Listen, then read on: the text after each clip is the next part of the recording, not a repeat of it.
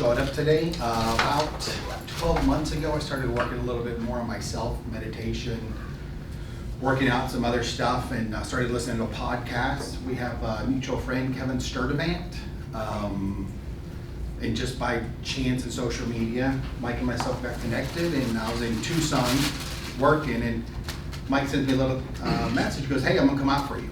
I'm like, "Sure, come out," and met him last night, had dinner, and hopefully you guys get something as a takeaway, because I got a lot of good nuggets last night.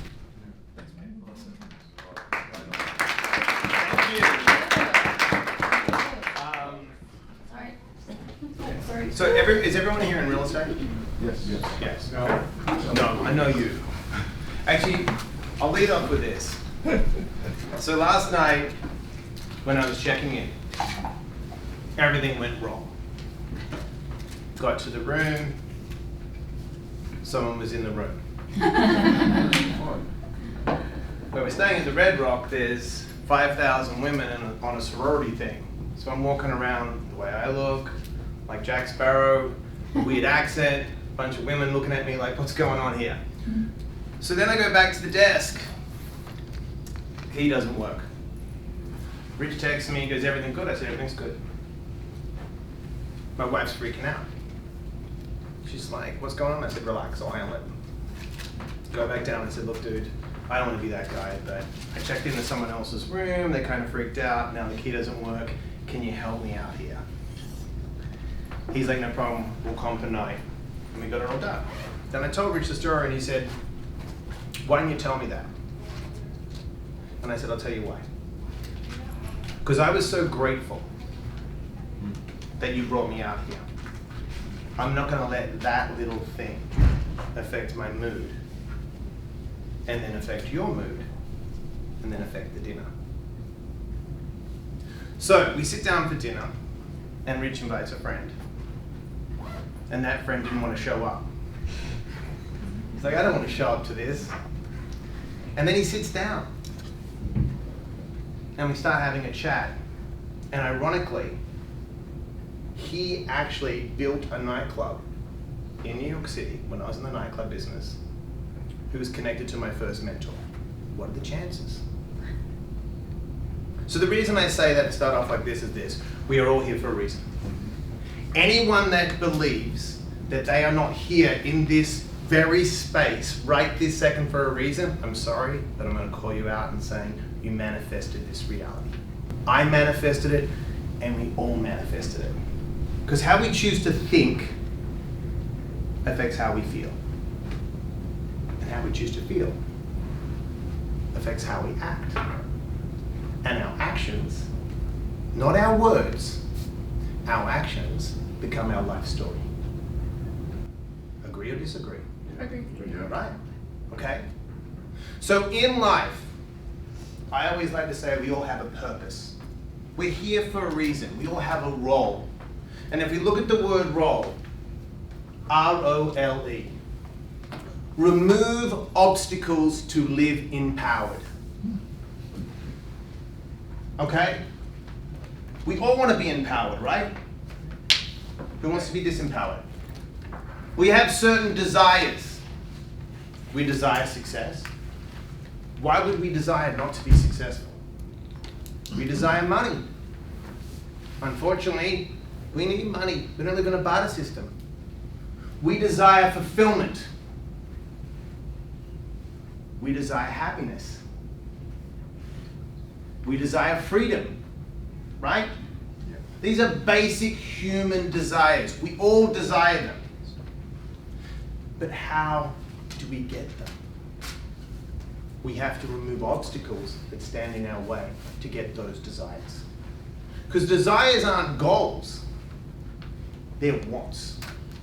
I want fulfillment in my relationships. Okay? I want happiness. I want respect.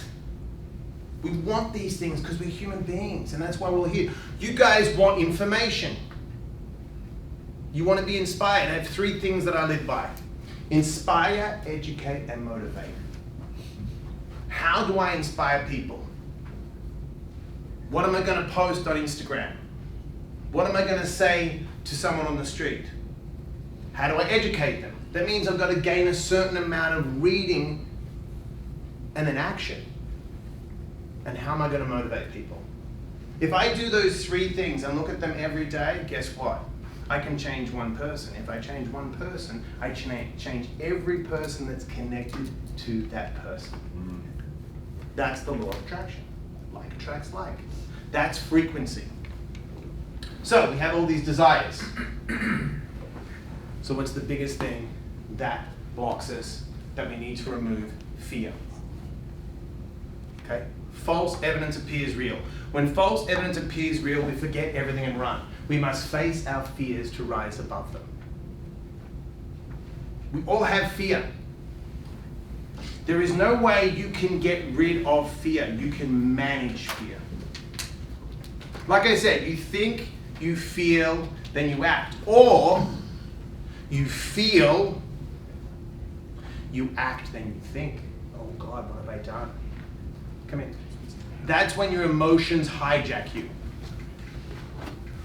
Okay? So when you sense some kind of fear, what's happened is the environment,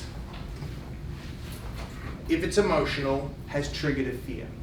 Something in the environment triggers our fears. Okay? Then what happens is our body goes into fight, flight, or freeze mode.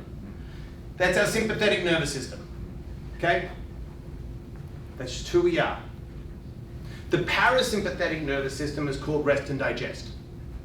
So you're driving down the freeway, someone cuts you off, they're going to hit you, what happens? You're in fear. Now, do you sit in that adrenaline and allow it to take you all day and chase that person 6 exits? That's your sympathetic nervous system taking over, right? We have the most abundant country in the world, but yet highest painkillers. We consume more opiates and painkillers than any other nation in the world. Why is that? It's because we're in our sympathetic nervous system.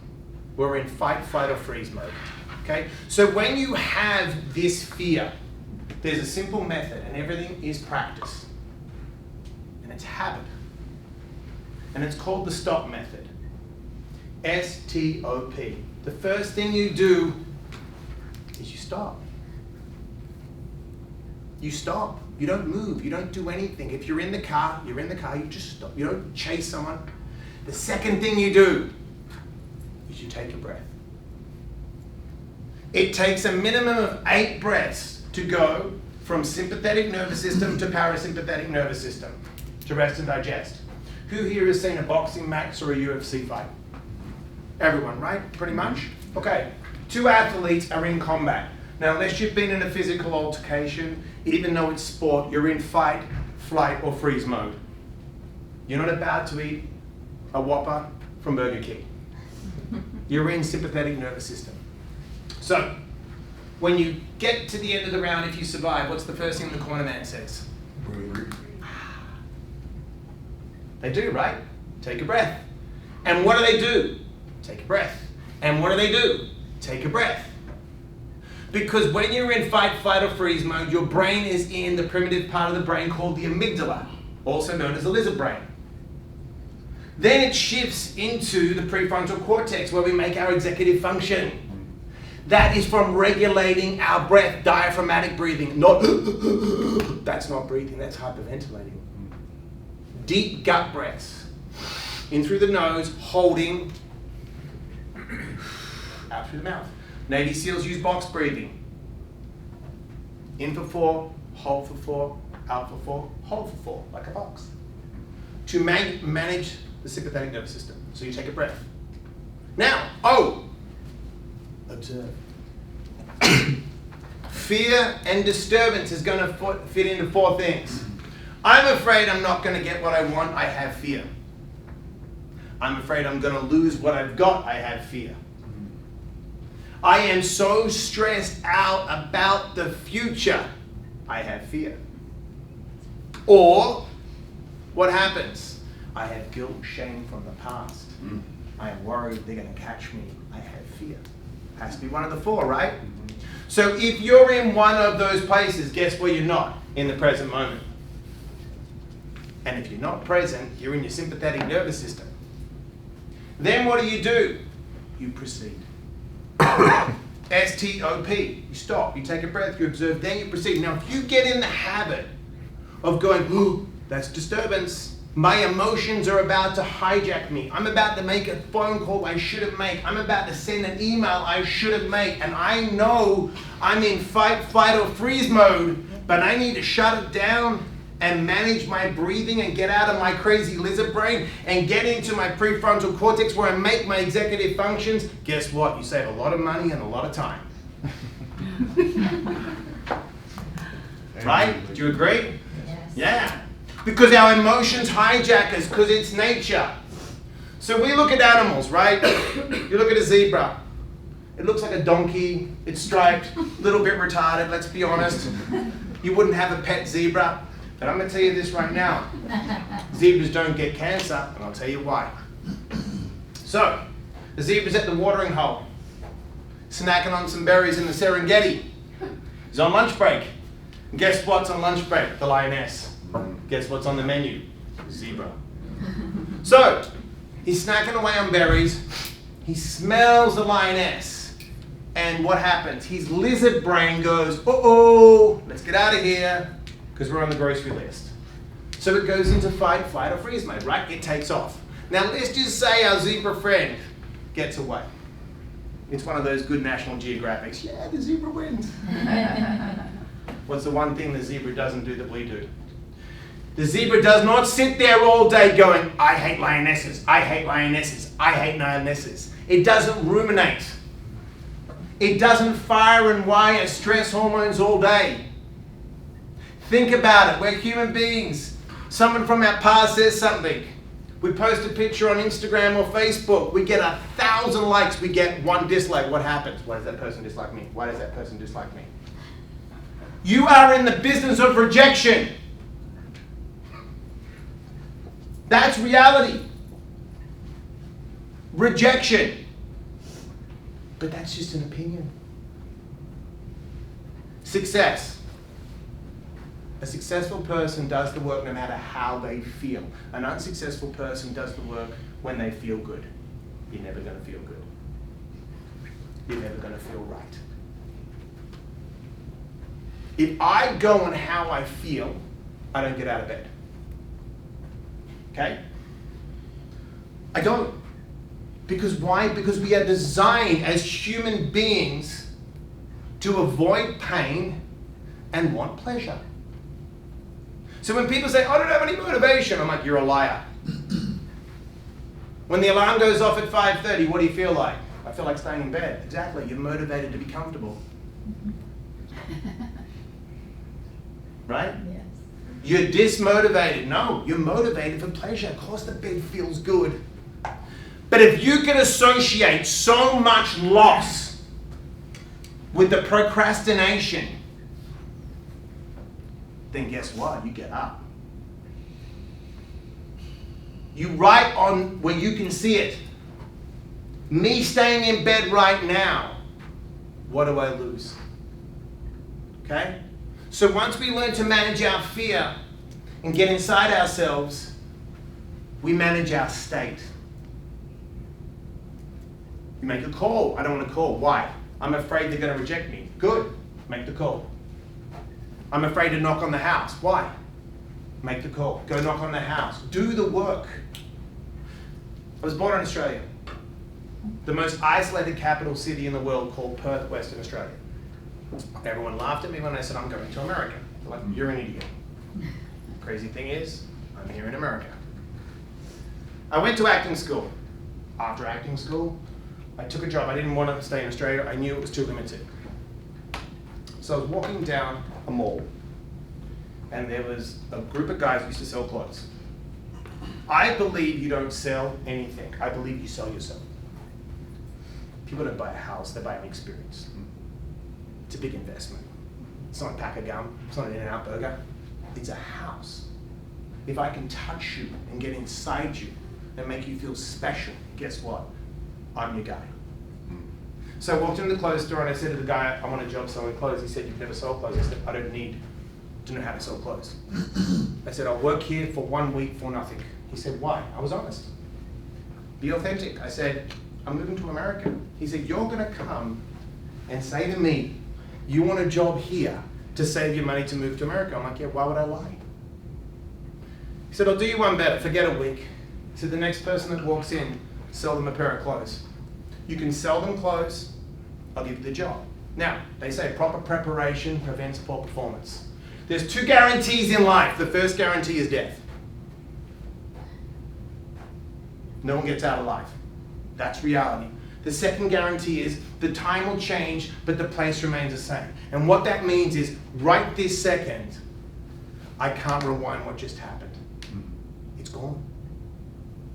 You have to prime yourself to be ready to step in the moment at every point in your life, because we don't know where it'll end. I could leave the talk today and get hit by a car and be dead. This moment is precious. We have to own this moment the way we think.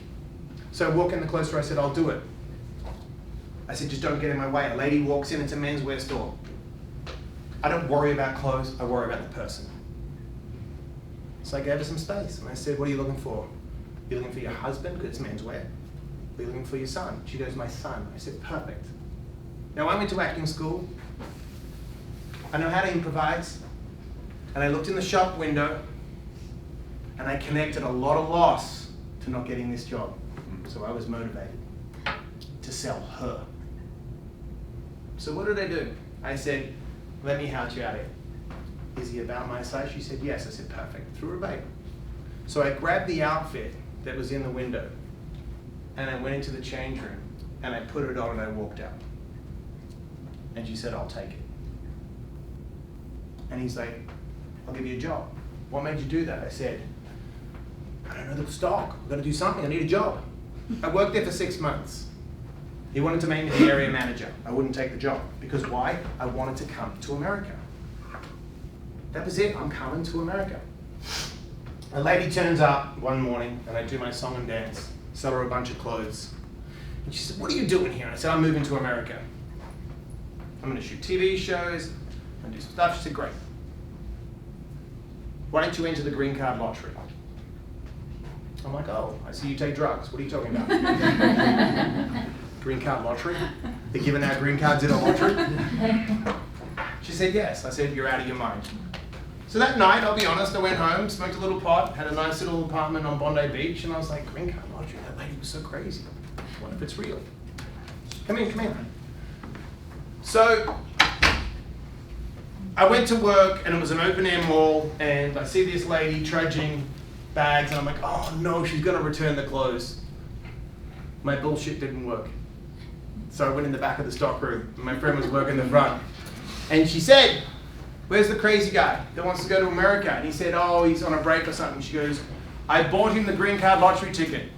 I popped my head out. I said I was hiding in the back. I thought you were going to exchange the clothes. Why lie? She gives me the ticket. I look at the ticket. I'm like, I'm winning a green card. I know it. So I look at my friend in the clothes store. I bet him $500. I said, I guarantee I'll win a green card. I called my parents because they were in Perth and I wanted to come anyway. I was coming. I was not going to divert on my plan of coming to America. Forget the green card. I'm coming here. You're not stopping me. Okay? I sent my parents the address. Now, I've had a really weird relationship with my parents. People growing up in Perth. It was never good and coherent. A lot of negativity. So I called them. I said, by July, did you hear about the green card? Nothing. Then one day, September 1st it was, I was planning to leave September 15th, saved a bunch of money. I get a package from my mum. So weird. I open it up. Congratulations, Michael Diamond. That's my full name. I call myself Mike. You've been randomly selected in the green card lottery. I won a green card in a green card lottery. Law of attraction, fate, however it works. That's reality. If you can see it, you can hold it. Now my life has been like that, okay? So the second thing we need to do is we need to create solutions to our problems because we sit in the problems too long. 2017 was my birthday, June 14th. I woke up, had some stomach pains, but I have ulcerative colitis. If you don't know what that is, that's inflammatory bowel disease. It's an incurable disease. The doctors have me on meds for years, and I just do it without the meds. But it's not a fun disease. Sometimes I spend a lot of time in the bathroom, and I have no shame about it. It's just the way it is. So, my stomach was a bit sore. Wife's pregnant, so I didn't want to wake her up, so I was on and off the couch. And then she's like, you know, what are you doing today? I said, I'm going to the gym for my birthday. So like an idiot, I do an excessive amount of exercise. It's just the way I'm wired. And this leads into another story, but I looked up how many pull-ups was the world record in an hour. Waiting, with a sore stomach. Complete idiot. Because I like to challenge myself on my birthday to tell myself I'm not old. So it was 347 with a weight vest on. I said, perfect. I'll put a weight vest on and I'll do 6 a minute, which is 300. Well, so I did 5 a minute, which is 300. So I did that. Stomach was a wreck. I was like, probably shouldn't have pushed myself. I got home, my wife says, I've got a surprise for you. I said, well, I've got some surprises, but I don't know if they're for you. She's like, why would you strain yourself like that? I said, I just had to challenge myself on my birthday. She goes, we're having a baby boy. I'm like, oh my God. Now, I'm going to be honest with you right now. This sounds a little selfish, but I wanted a baby girl. And I'll tell you why. I do interventions. I travel around the country and keep people sober when I'm not talking. And unfortunately, when boys hit like 15 or 16, they clash with dads. All the girls, for some reason, even if the dad's a crackhead, they're like, I love my daddy. So for selfish reasons, I want a little girl to take care of me. Not some barbarian out of the movie 300 that wants to kind of arm wrestle me at 16. So now I've got the boy, I'm like, thank God I did the pull-ups. So that night I was struggling. Adversity is the greatest thing we have. Our ability to solve the problem in adversity is what separates good from great. Because anyone can be good. But it's our ability to adapt in the adversity that makes you great. So that night I was up all night, it was the colitis, I was on the couch, and guess what? I go to the bathroom now. This is the truth. When you have ulcerative colitis or Crohn's disease, unfortunately, you have the runs. That's how you know you're flaring. I didn't. So I'm like, oh no, it's not my colitis. Either my appendix has burst or it's my gallbladder. Wife comes downstairs, I said, get me to the ER. She goes, well, I don't want to panic you, you're pregnant. I said, it's bad. We get to the ER. It's a true story. I go, give me a CT scan. They're like, what? I said, give me a CT scan. I think I'm in septic shock. They're like, are you out of your mind? I said, I'm telling you right now, my appendix burst. 3 days ago, but I thought it was my colitis. They do a CT scan, I'm in septic shock. I've been in septic shock for 2 days. I just thought it was colitis. I'm in trouble. Now this is how screwed up the medical system is. No doctor would come. They're like, he's too far gone. My wife's freaking out. And some crazy doctor takes the Pepsi challenge and drives from Barstow. Drives from Barstow to near Pasadena, pulls up, and on his license plate, my best friend turned up, it says, alpha male doctor. I swear this is on a brand new Porsche. That's the guy. Guy gets out, scrubs on, doesn't care, sees the CTs, and you know what he says to me? You're 50-50. I'm gonna play you straight. You've had septic shock for 3 days, what were you thinking? I said, dude, I have colitis. I thought it was my colitis pain. He goes, and he said this, I'm taking your colon out. I said, you can't touch it. I won't sign a waiver. He said, what? I said, I can't touch it. You're not taking my colon out. I do not want a bag. He's like, you're gonna have so many infections if I get you through the surgery. They're gonna be crippling. You'll never run again. You'll be half the man you were. The year before, I competed in a men's physique contest and took top 3 in the world. Okay? I was 194 pounds at the time when she got pregnant. He gets me out of the surgery. Bad. I was bad. Multiple infections. I was 10 days in the hospital. They released me from the hospital with drips hanging out of my stomach. Now, I'm sober 13 years. They give me a bunch of opiates. I can't take opiates. They realized what happened was I had a massive abscess on my intestines, which pierced my appendix. I also had a hernia I didn't know about. So they removed 7 inches off my intestines. Multiple infections. I was like, wow, I'm in trouble. At the time, I signed 2 restaurant deals in New York City. And I was traveling back and forth New York with gut pain. I had hemorrhoids. I mean, I was a disaster. I could barely move. I lost 50 pounds. I went from 194 to 144, 145. Couldn't move. And I was still trying to put this restaurant deal together, getting on the planes. It was a disaster. Thanksgiving, my wife calls me. I couldn't exercise. I was a disaster. She's like, I think you should come home for Thanksgiving. I said, no problem. So she comes in. Wakes me up, got off the red eye. She goes, babe, I think there's an issue. I said, what's the issue? She stands up and there's water coming out of her. Her water broke. The baby's coming 7.5 weeks premature. I'm like, ooh, we're in a spot of bother. Adversity. So what do? I'm like, awesome. We'll figure it out. So I have to make a decision. I don't want to be my dad. If I walk away from the 2 restaurants in New York, I know they're going under. That's the truth. No one's going to run them like I'm running them. But I want to be there for my wife and the baby 7 weeks premature. So I'm like, I said to my partners, I'm going to have to roll my dice. The roll the dice is here. You guys take over. Now I knew I was finishing my book and I had other things and I had the sober coaching, but I knew I was in deep. The restaurants went under, unfortunately. So now I'm sitting there and I'm in a lot of pain and I can't rebuild my body and nothing's working and they're trying to put me on all these drugs, and it's the best because now I have to go inside. Now I have to figure this out. Because it's all talk, it's all lip service. You can go to Stanford and you can write a bunch of academic research and crap, but until you walk the talk, you're just a talking head. So I'm like, well, I'm writing a book about an unbreakable mindset. I've got to be unbreakable. So the doctor says to me, I'm going to take your colon out. I go, you're not doing it. He goes, 6 weeks. If you can't heal yourself naturally in 6 weeks, you're getting a bag. And I'm like, I'll do it in 4.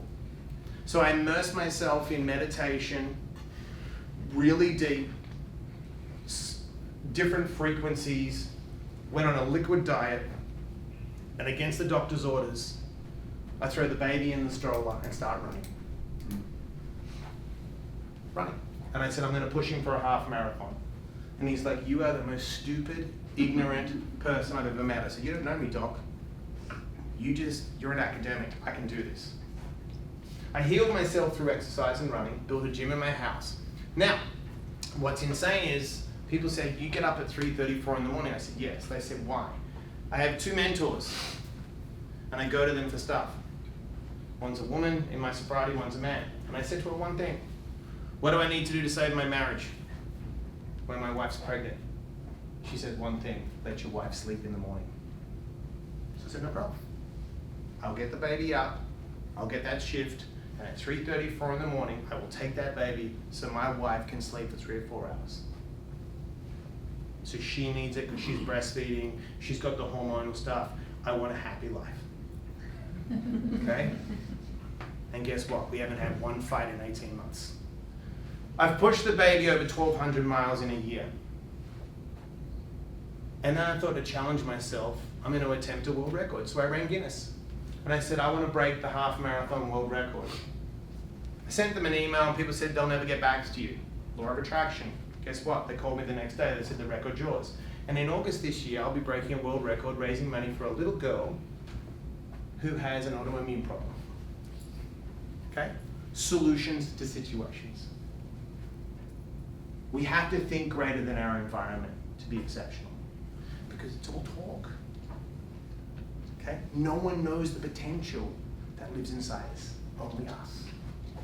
So we never listen to anyone's opinion because it's all perspective. And that perspective is based on someone's reality, references from the past. Because now, hard to me, what's hard? My appendix burst, I lost businesses, my book's doing really well. I speak around the nation, I get people sober. Everyone told me I couldn't stay sober in the bar business. I'm 13 years sober, so what's hard? Because if you show up and do the work, and you're prepared to pay the price, guess what? You succeed. Now, let's go into goal setting. Everyone talks about goal setting. Everyone set goals, set goals, set goals, set goals. But goals are important, and I'll tell you why. Because goals are the glue.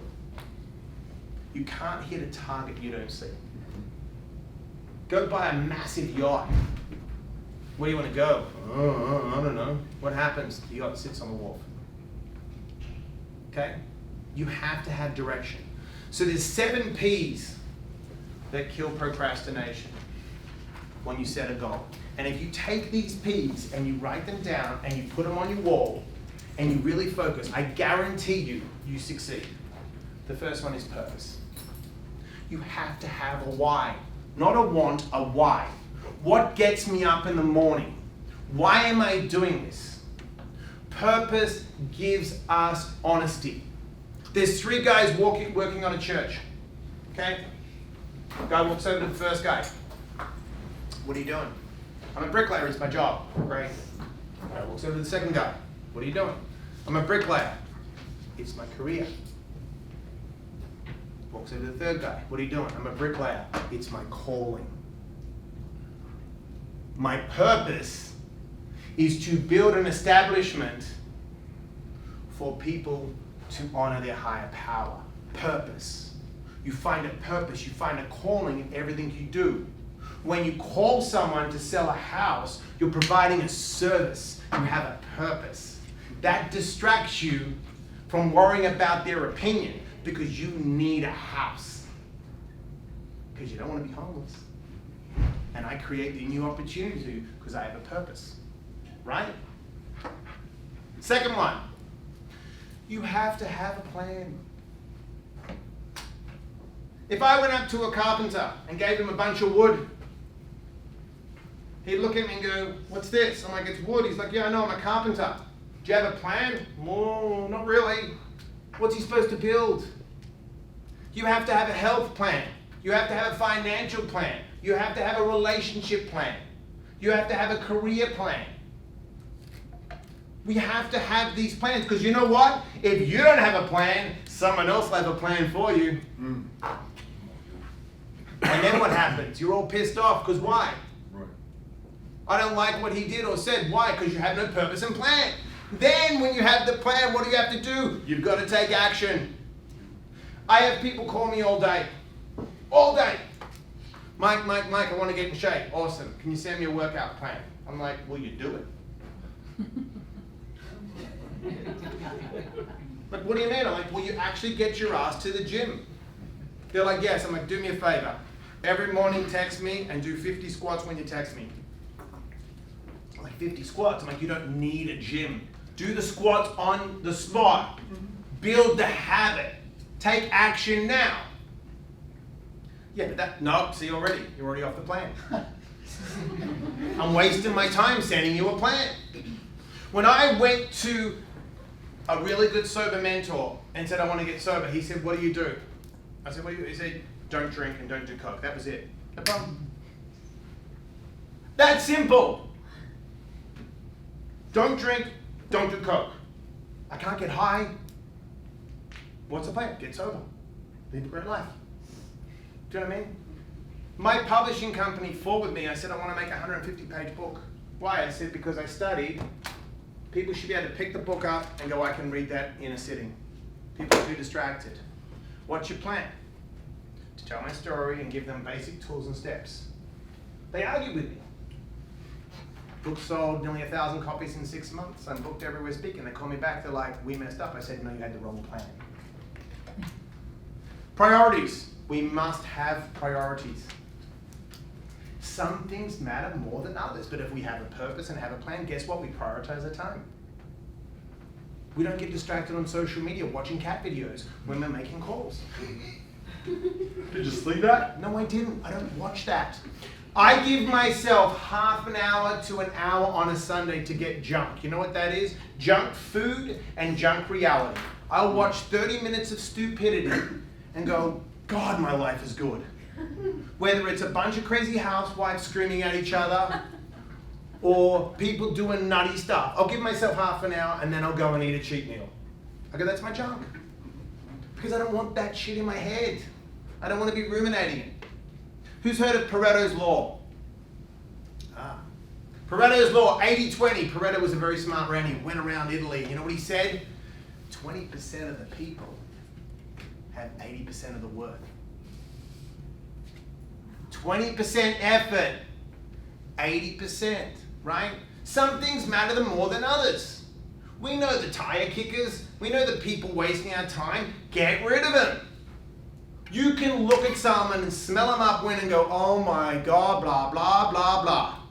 The same guy telling me the same stories. Great, you were great in high school. You're 46.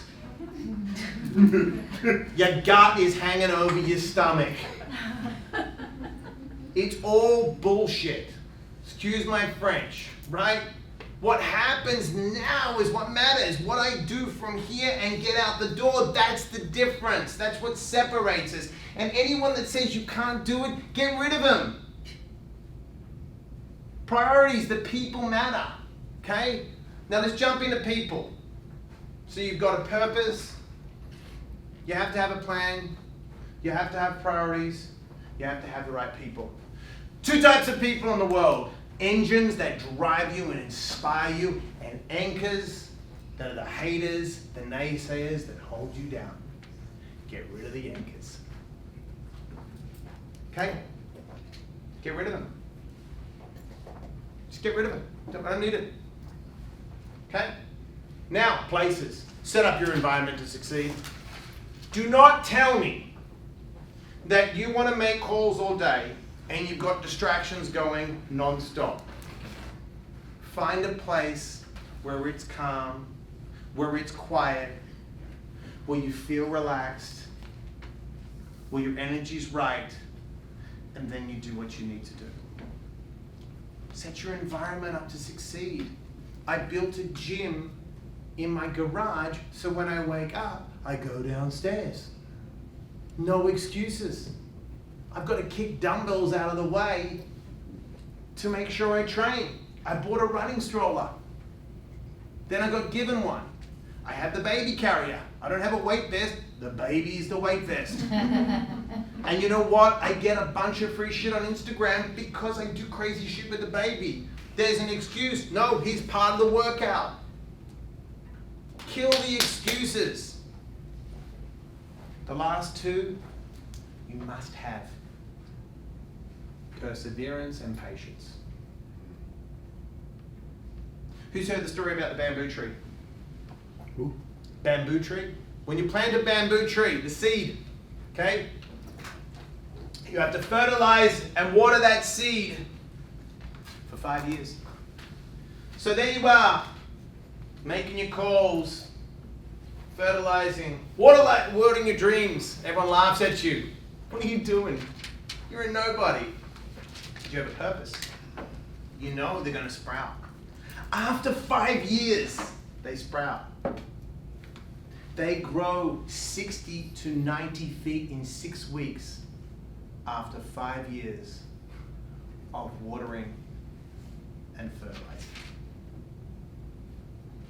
People quit too early. You must have perseverance. And the last one, patience. If you put those 7 P's down and you look at everything you've done in the past that didn't go your way and you go, holy shit, it was the people. I wasn't patient. I didn't persevere.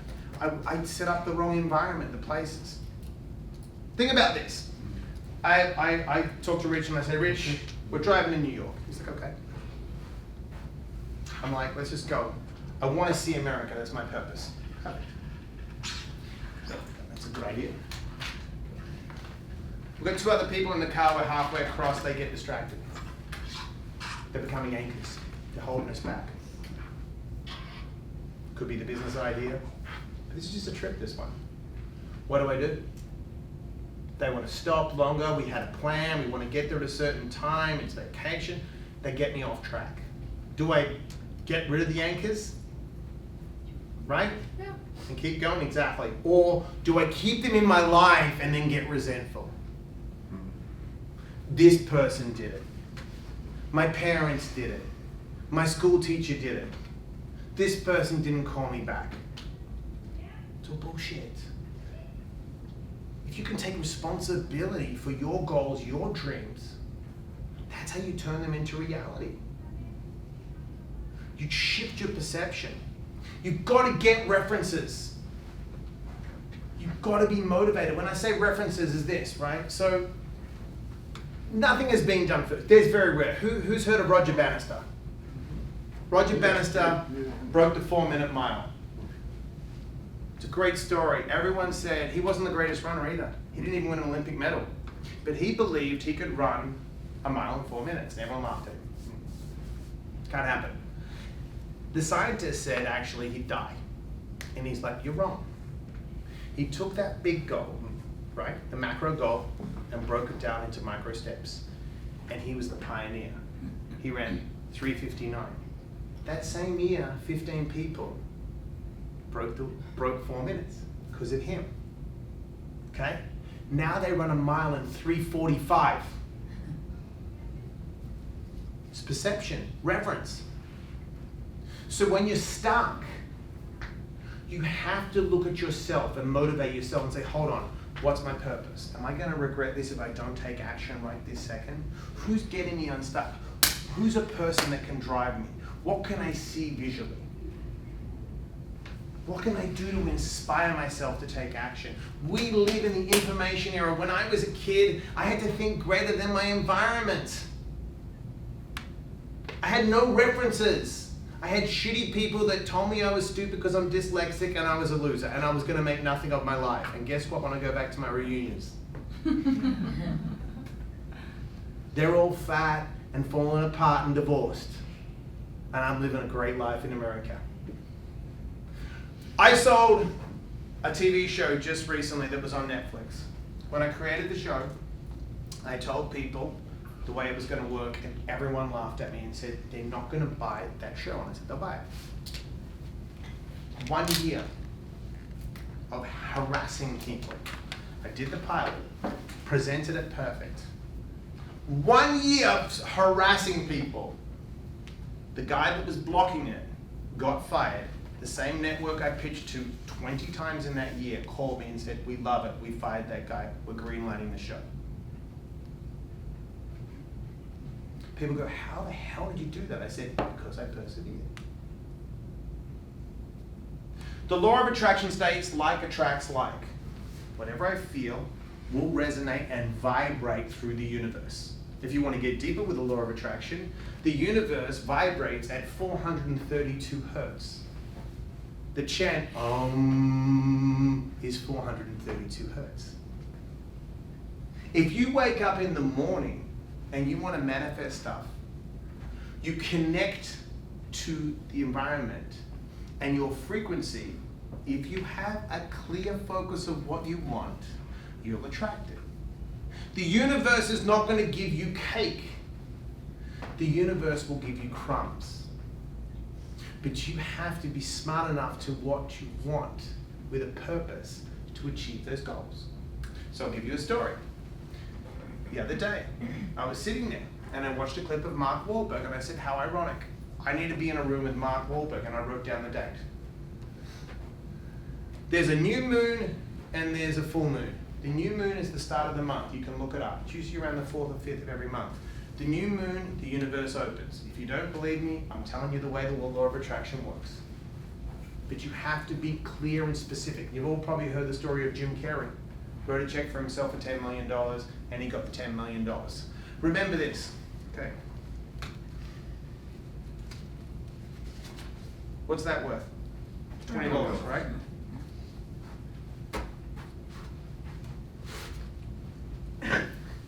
What's it worth now? $20. Why is it still worth 20? It's value. Even when I stepped on it? Its value is its value. So why do we lose value when someone steps on us? Just a piece of paper, right? Right? So do you value other people's opinion or your own? Purpose. Law of attraction. Get in someone's car and they're playing hip hop and you want to listen to rock, it's on a different frequency. You have to have faith. If I flip the switch, what happens? The light comes on. Why? Because electricity. I can't see it. You don't see the magnetic energy. feel it. You have to have faith. So, someone calls me. I do a lot of coaching in dealerships. I don't want to go in. That's the truth. Remember, crumbs. I want to be in a room with Mark Wahlberg. Crumbs to get the cake. The universe, if I'm clear about it, will open up the door, but I have to be ready to take action. So what do? I go into the dealership. I do not want to go into the dealership. That's the truth. I do opposite to what I want. Get in the car, drive to the dealership. They said, half the dealership's walking out, can you motivate them? I said, yes, I need 10 minutes by myself. It'll take 10 minutes. And I'm sitting in the dealership, getting into the correct state to motivate. Because I'm not in the right state, but I know myself. I can switch a state very quick. So I'm sitting there getting primed, and a guy walks in the dealership, and I look at him, and he looks at me, and I'm like, oh my God, Andrew, my old friend from New York, I haven't seen you in 10 years. What are you doing here? He's like, I'm looking for a Camry. He goes, what are you doing here? I'm like, I'm about to motivate these morons over here. So why don't you sit and watch me do my thing? He's like, this is crazy. So I grab a guy, I go, sell this guy a Camry. They're like, what? I go, he'll buy it. Andrew watches me, I give him a book, I leave. He calls me 2 days later, he said, I need you to meet my roommate. I said, why? He goes, you just need to meet him. I think he'll inspire me, he's trying to get sober. I said, no problem. I sit down with his roommate, we talk. I don't know what his roommate does. I have no idea what he does, but I like him. We connect. So we talk, and he's like, I think I should get a couple cameras, follow you around, see your coaching, you've done a couple TV shows. I'm like, cool. He said, I'm pitching one right now. He said, yeah. He's like, I go, well, first of all, who have you worked with? He goes, I just spent 10 years on Wahlburgers with Mark Wahlberg. So who am I shooting a pilot with right now? Him. Who do I have a meeting with in 2 weeks? Mark Wahlberg. Law of attraction. I asked for it. Be very careful what you ask for. The universe doesn't discriminate between the $20 bill. We gave that value. That's just a piece of paper. So if you write down what you want, the universe doesn't go, oh no, that's too much for you. We say that. Oh, that's impossible. Asking me all those questions. He's crazy Australian guy, you want to be in a room with Mark Wahlberg. The universe says, is that what you really want? Go to the dealership. Motivate a bunch of crazies. And then I'm on a frequency with a guy, Andrew, that's way above me. If I believe I control the universe, I'm out of my mind. There is an intelligence that Napoleon Hill talked about called infinite intelligence. We have to synchronize with infinite intelligence to then connect with each other and be on the same frequency. Okay? Hitler, one of the most evil, corrupt human beings in the world. Do you know what he did that no one knows? He changed the radio frequency from 432 to a lower frequency to hypnotize people with negativity. Look it up.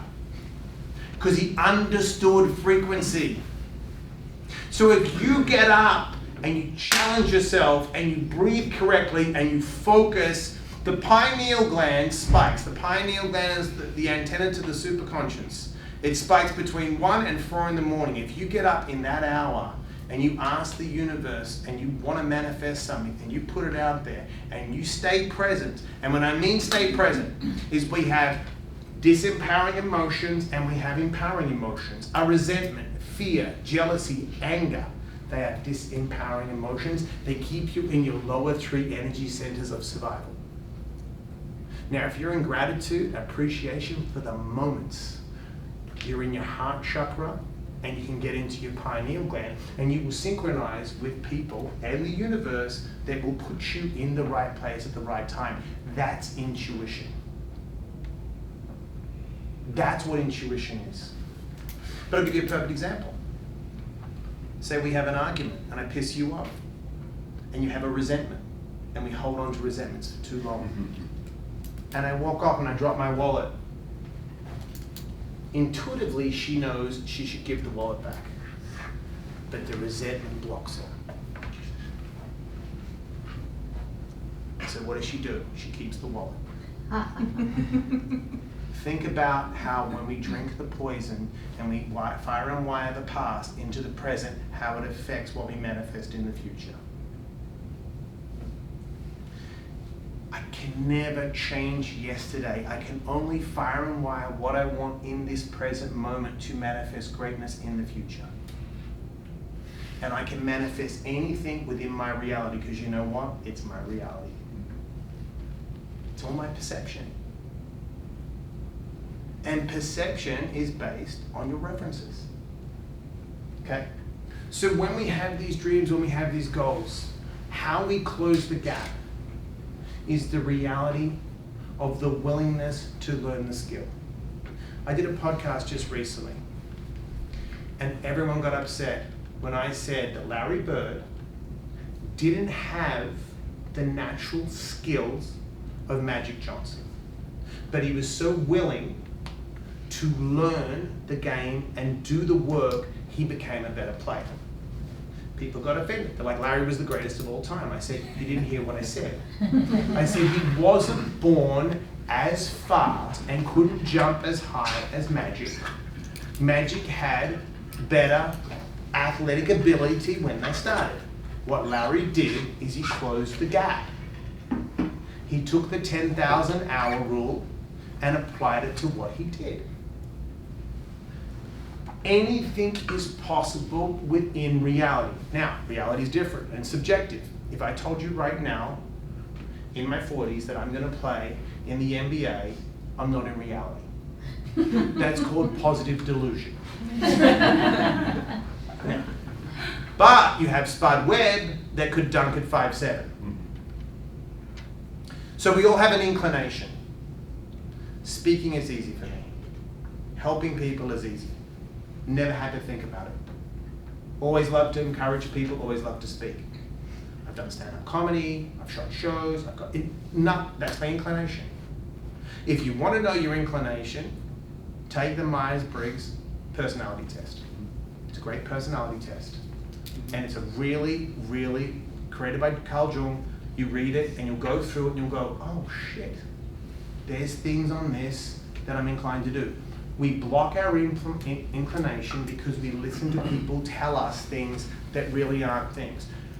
The one thing when they interview people in their 90s, when they ask them questions, and it's been everywhere, anything in your life, they only regret things they didn't do. Don't live in regret because of someone else's opinion and noise. There's enough information. Who knows who Seth Godin is? He has written over 5,000 blogs, and before his first book was published, got 800 rejection letters. He's a best-selling author.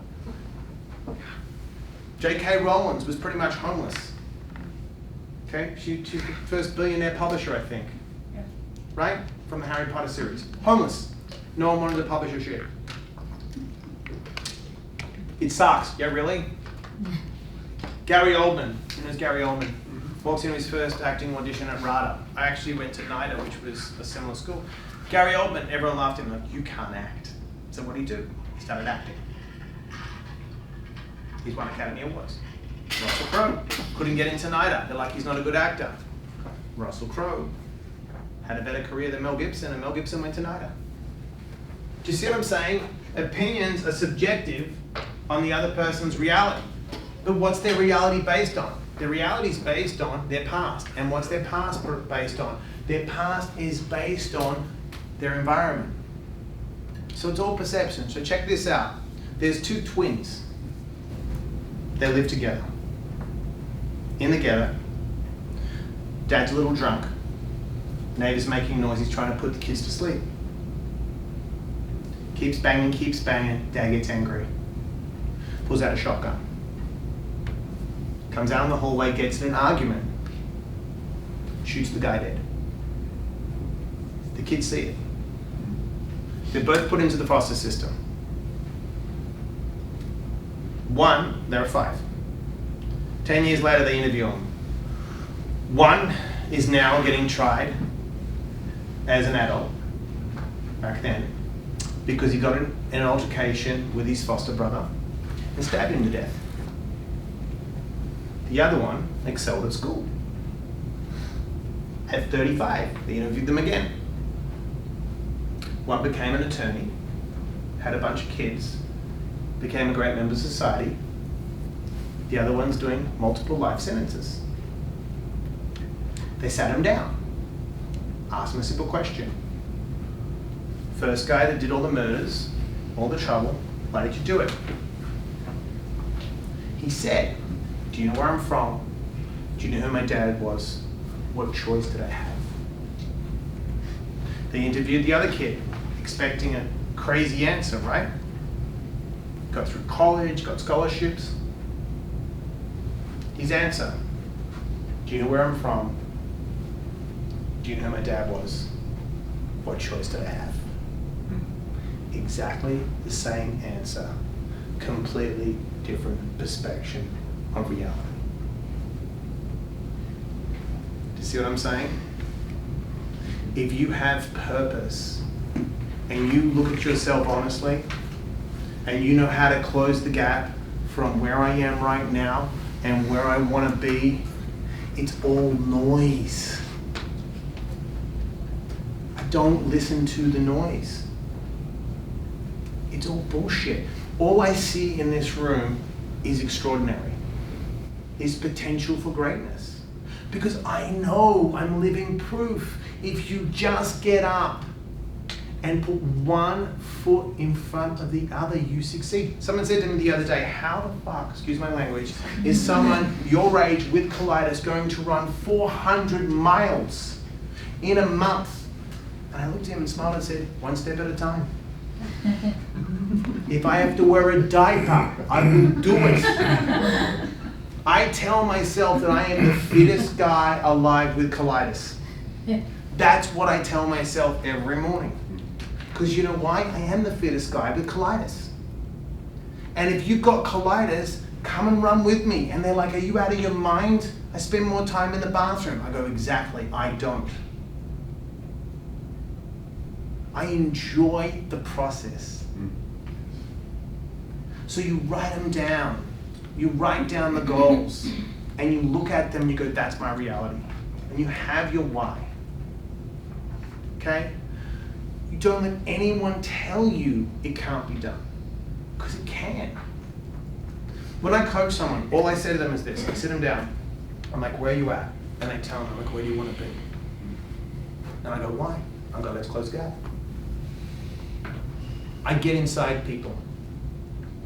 I get inside you and I figure out your modality. And you'll say, what's that? And I'll go, perfect example. What kind of car do you drive? Honda CRV. Why'd you buy it? Did you see? Did you see it first, hear about it, or feel like you needed a car? None of the above. How'd you get it then? It fell out of the sky? Yes. How did it fall out of the sky? Magic trick here. It's from Jack and the Beanstalk, right? There you go. No, I just needed something more practical. I was driving a big vehicle. You were driving it, but you need more practical, so it's Yeah. practical, right? Yes. But how did you physically go? What made you get that car? I liked it from the others that I test drove. You test drove it. Yes. But why did you test drive it? Did you hear about that car? What drew you to it?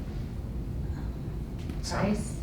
Alright, so no, it's good price. I'm not rich yet. No, so but was there anything physically that you saw in it that you wanted? Yes, the way I felt sitting in the driver's seat. Okay, so you're a feeling person. Yeah. So you like to feel it, and once you feel it, then you rationalize, right? So I can't motivate you unless you feel it. Right. You have to feel it. If I tell you about it, you're like, I'm not feeling it. So when you get on the phone to someone, listen to their modality when you're selling them. If like, I don't feel what you're saying, you don't sell, well, can't you hear me? You say, oh, you don't feel what I'm saying? I feel it. Let me explain it to you so you're comfortable, because comfortable is a feeling. Yeah. That's a modality. We have different modalities. I'm inspired by visual, but my inspiration is really quick. Because if one person, I go back.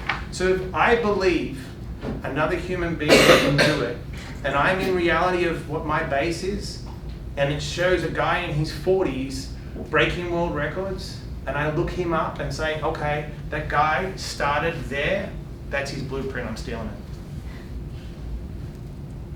And I just adapt. And mentally, I only fire and wire. I'll leave you with this about the brain. Does anyone know the Stanford study on basketball? Okay, so this is how the brain works and how powerful it is. They got 40 students, 10, 10, 10, 10, 4 groups, and they made them shoot 3 throws. At the end of it, they took an average. The first group had to come back and practice through shooting 3 throws. Second group was told to do nothing. The third group was told to do a pickup game. Fourth group was told to come back to the gymnasium through their sensory and visualize. No shooting, visualize. First group, after 30 days, improved around 34%. Second group, nothing, did nothing. Third group, pickup game, did nothing, because it wasn't intentional. Fourth group, improved 27% without throwing the ball. Because the brain doesn't know the difference between what's real and what's fake. Think about the stories we create in our heads that aren't real. And think about the state we go in by those ruminated stories. Oh, this is going to happen. That's going to, and it's always catastrophic, right? And it's always worst case scenario. And we're always mind reading. We make up shit that's so insane that when we show up, you're like, this is ridiculous. Are you serious? Yeah. That's why you can't look at Instagram and crap. You see someone like, they've got the perfect life. You're meeting them like, this guy's got holes in his pants. That's why he takes his photos waist up. He's Pinocchio. So you can't look at that. It's not real.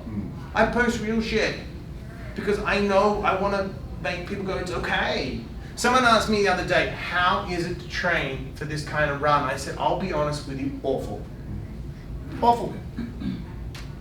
I do not want to physically. I ran 8 miles uphill today on the treadmill. I don't like running on treadmills. Just put it on 8 miles uphill. Just keep going. I'm like, I don't want to do it, but what I do is I shut out the noise and I go to my breath and I'm like, I'm running 8 miles. And then I just focus. And then I focus on, if I don't do it, how I'm going to regret and the feeling afterwards. I'm going to beat myself up all day if I don't do it. And then I'll get a reference. So, this is a great story. I'll leave you with this. There's a guy called Emil Zepepek. And back in the 50s, Emil decided that he wanted to run. And he wasn't a good runner in high school, and he had an awful style. So he started training. He was in Russia, or wherever he was, and he used to put on work boots and train in the snow. And when it was too cold, he actually put towels in his bathtub and ran in his bathtub. Created his own treadmill. So to qualify for these games, the Olympics and stuff, he had to go to Prague. Now, it's the middle of the night, and he has a bicycle, and Prague is 220 miles. In the freezing cold, he has to ride with work boots on to get to the race in the morning. And he shows up, and there's 60,000 people in the stands. He goes, this is exciting, and he wins. So then he starts breaking records, these unconventional running techniques, and decides to run the 5,000, which he wins at the Olympics, the 10,000, and into the marathon. He'd never run a marathon. But you know what he did? He realized the marathon was a certain amount of distance, so he went outside and he calculated the distance and just run laps in work boots in the snow. So he comes to the Olympics, I think it was 57, it was Helsinki or one of them, and he's up against the British world champion. And they're laughing at him. They're like, this guy's never run a marathon, he's gonna die. And he takes off in his old Emil Zepepek. He ran like he was like wrestling something, horrible technique, everything wrong about running. And the British champion's running alongside him, and Emil goes, are we running fast enough? And the British champion goes, no, you should run faster. So he takes off. Not realizing the British champion's trying to trick him. Trick didn't work. Emil won and broke a world record. Afterwards, they interviewed the British champion, and they said, what happened? He goes, he just took off. I thought he was going to tire out. And then they interviewed him. I said, how do you train? He goes, in workman boots, in the snow, and in my bathtub. That's resourceful. That's legendary. That's not making an excuse. He broke 18 world records. He wasn't waiting for anyone's approval. He wasn't waiting for some track coach from UCLA to tell him he was great. He went out and did the work. There's a running race in New York City called the 3100. It's the longest foot race in the world, created by a guy called Shiri Chernomi. It's 1 square block in New York City. They run 52 miles a day in July and August in the stinking hot and run 3,100 miles. And Chernomi was actually a sprinter, genetically not born to run distance, but it's called the Transcendental Race. So don't tell me what's possible. And you know what he did? He created it where he was in the present moment around 1 square block. It's the longest foot race in the world. So I'm going to leave you with this. Where we are right now is the right place to be. You don't need to be anywhere else. You've manifested this place right now for the right reasons. You're all here today to learn one thing. Whatever it is, I know I planted 1 seed. That I guarantee you. I know I inspired 1 person in the room. I know I've motivated 1 person. I know that for a fact. Even if it's just you, because you're my friend, and you feel bad. So my point is, don't get frustrated. Close the gap. Where we are, where we want to be, and it all falls into place. Unfortunately, I got a bunch of books and Amazon Prime Lite. They didn't give them to me the next day. It's been a very weird week. So I have a bunch of books that I'll send to Rich that are coming, but they were supposed to be here today. I didn't get them in time, so I apologize. But this is the book. It's out on Amazon. It's an easy read. It's all what I just talked about there. It's all my life. There's some other stuff in it. I go through willpower, some self-discipline, and emotional intelligence. But I guarantee you this, it's an easy read, it will motivate you, and it's got good strategies in it because I only apply what I do. I go out and give it a shot. But I don't want anyone in this room to think they can't be exceptional, because we're all exceptional. Okay? Anyone that says you're not, edit them out. It's your movie. This is my movie. I'm going to write the script. I'm going to fucking star in it. I'm going to have a lot of fun. And if people don't want to have fun, get rid of them. Life is too short. Seriously. Think about it. I'll leave you with this. Write down the number. Write down the number 80. I just thought of this. Write down the number 80. You'll love this. Put this on the wall, and everyone will love this. Right. Now, minus your age. I'm about to hit you guys with some reality. If you look at this every day, your life will change. Okay, you got your numbers? Yeah. That's how many summers you've got left if you make it to 80. Count those summers off. Now, if you want to get real deep, take away how many hours you sleep. So now drop a quarter off. Because there's 24 hours in the day, right? If you sleep 8, you're only left with that other half.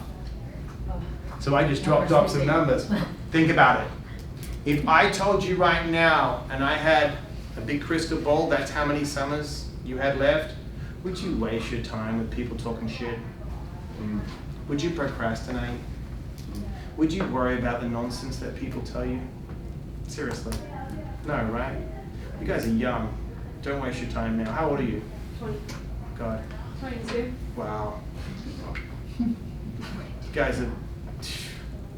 Information era, you can't lose. You can't lose. If you can delay that much gratification at 22, you're that far ahead. Because all the people young now want it now. If you can learn the process and just stick it out, you can't fail. Thank you guys. Any questions?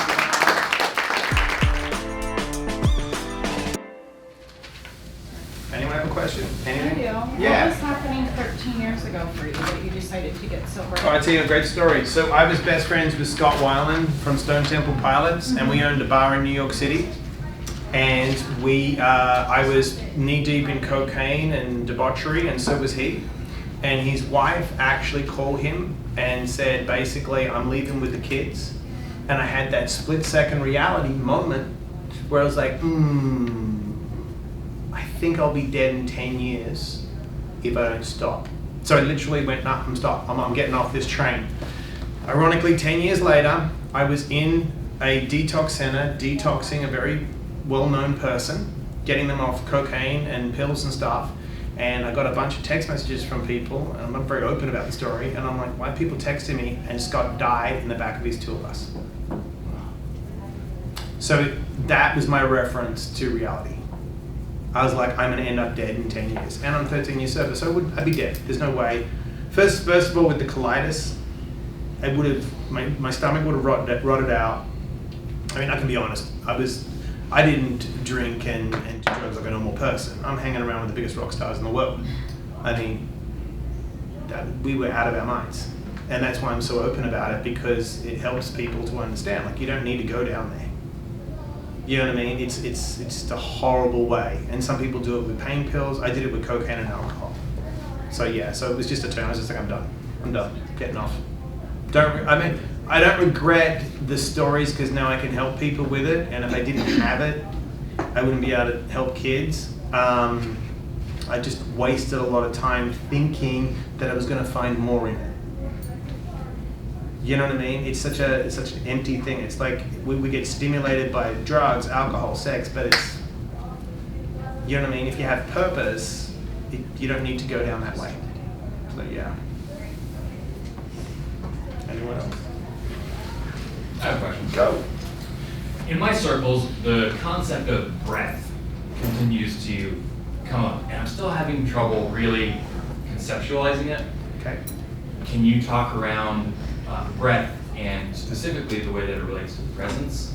If I'll you do think one there's a better. relation- Put your phone down. Sit up straight. Pull this out of here. Okay, straighten up. Okay, relax. Put your hands on your knees. Actually, no, put your hand on your stomach. What I want you to do is air's going to come into your and what you're going to do, the opposite of what people think, you are going to expand your belly like a balloon. So watch. When I blow out, stomach comes in. When I breathe in, I expand the diaphragm. So what I want you to do is breathe air out and suck your stomach in. Breathe out and suck in. It's the opposite of what you think. Breathe out, suck it in. No, you're holding your breath. So I want you to blow air out and suck your stomach in. Suck it in, suck it in, suck it in. Keep going. Now wait, fill your stomach up. Go. Aha, hold. Close your eyes. Relax. Breathe out. Relax. Breathe. Slow. Relax. No, see, relax. You're not relaxed. Your mind is racing. You're getting all paranoid. Yeah, absolutely. Yeah, right. Breathe in. Fill it up. Stop. Hold. Breathe out. Hold. Breathe in. Don't laugh. Breathe in. Hold. Breathe out. Breathe in. Hold.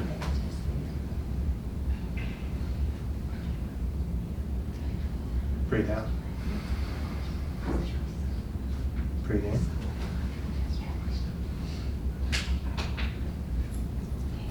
Breathe out. How do you feel? Better. You started to slow down, right? Yeah, absolutely. That was only a few breaths.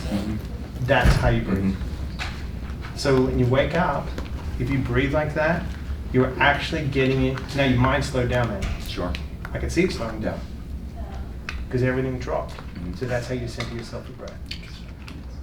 Very useful. And you could be mindful when you're eating. You can be mindful when you're working out. You can be mindful when you're running. You can be mindful in your car. It's a practice.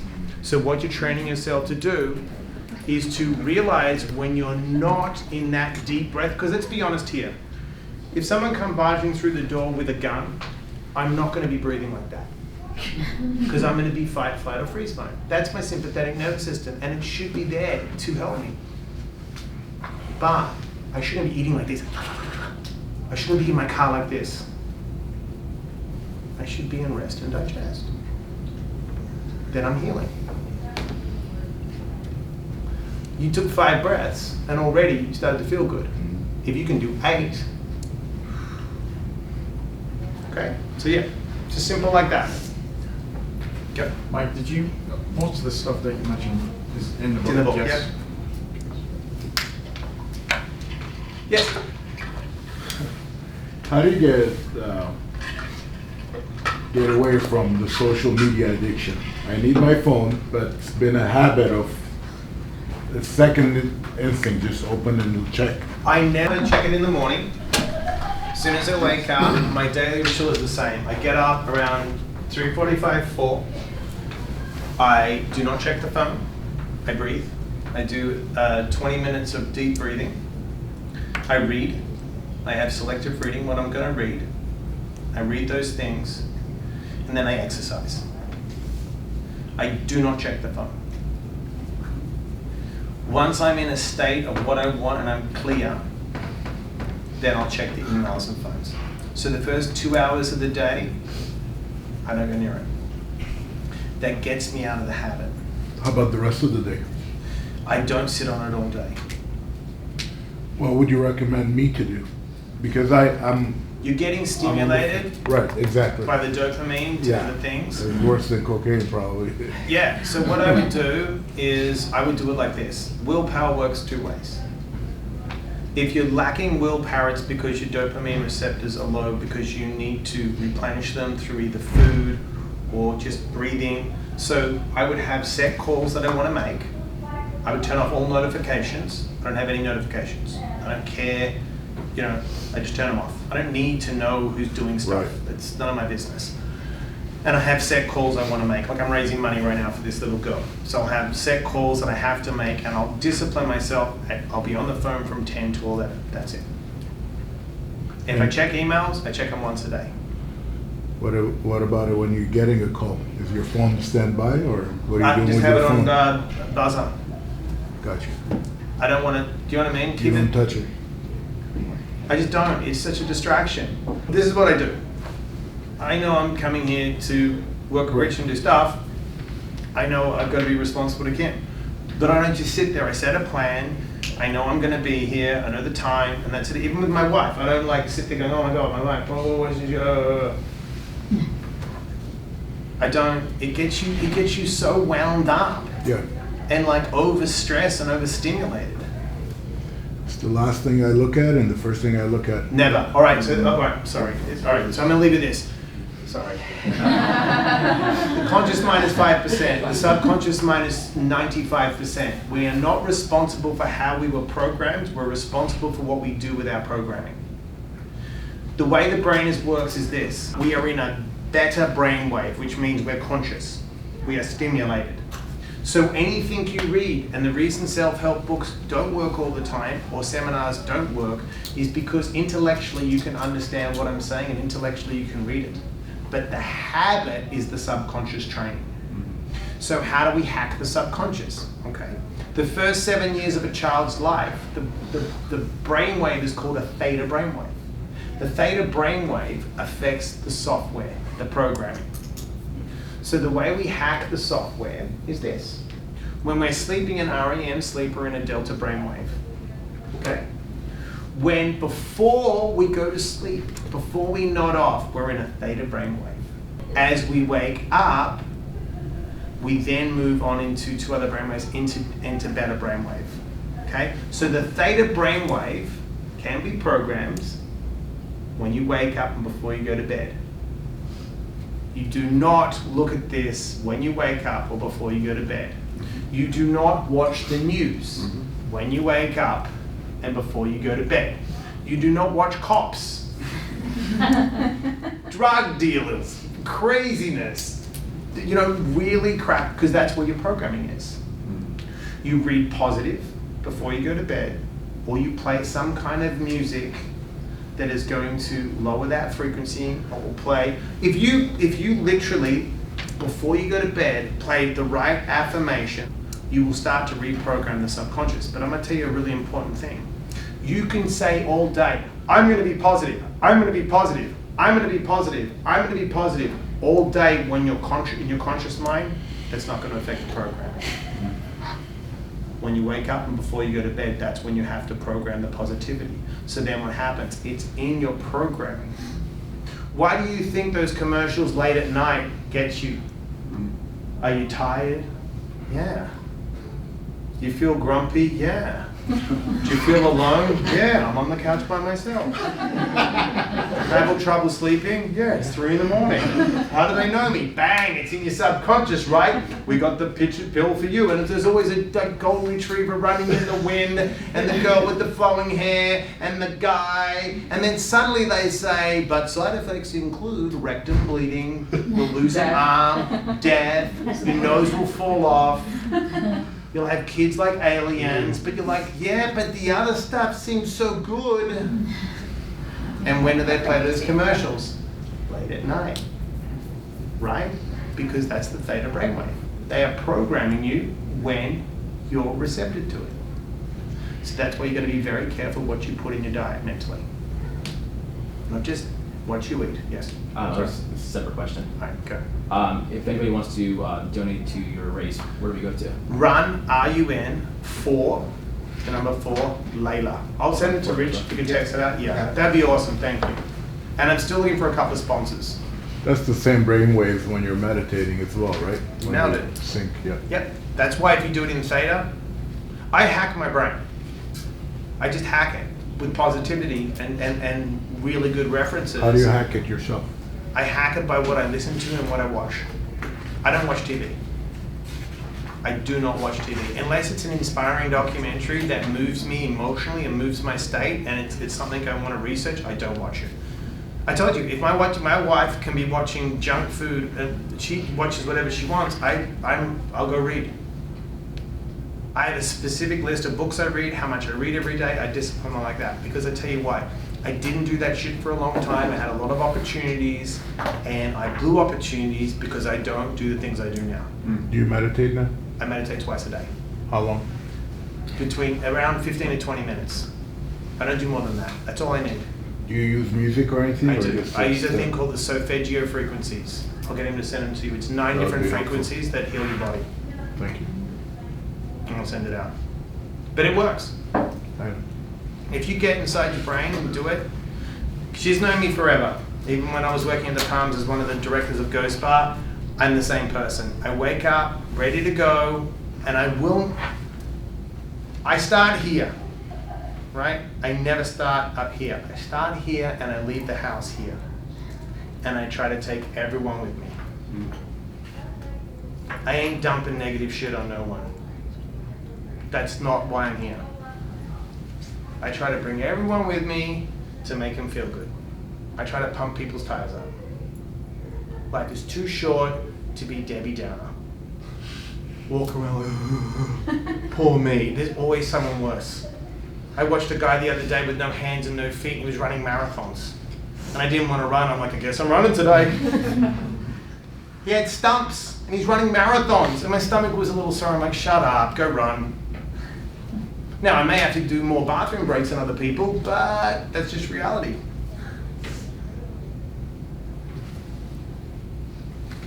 Did I inspire some people? Yes. Little education? Yes. Little motivation? Yes. Had a good morning.